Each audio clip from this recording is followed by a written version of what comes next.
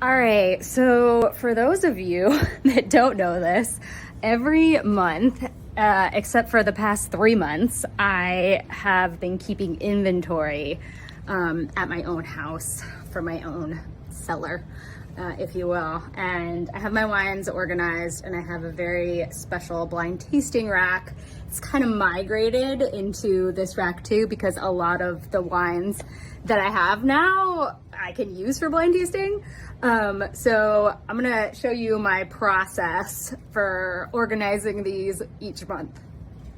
Okay, so I have these tags, and on each tag I write down, I have it organized by region. So this is pretty much all of France and Italy in this rack, but I put the country at the top.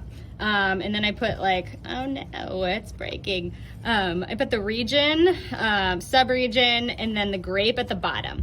That way, if I tell my husband I want a country organized flight, he can just find France and pull any bottles from France.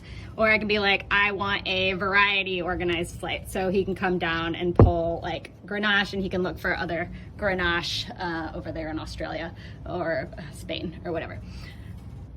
So I also put the date on it. So this was December of last year. This was last month.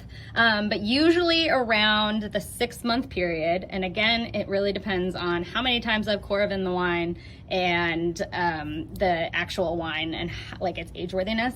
But around 6 months, I start to pull the wines that I'm sure are starting to go and drink them before they get bad. So yeah, I pull the wines that are no good anymore, and then I look at what I've got, and I think about what do I want. And usually every month I order anywhere from 4 to 10 maybe new wines, and it really just depends on the month and what my budget, right? We all have that. So this month I have 2 new wines that I'm adding. I have, of course, tasting group wines always get added, so there's always 4 of those a month. And then we have a Primitivo, and we also have a Casino Mavro.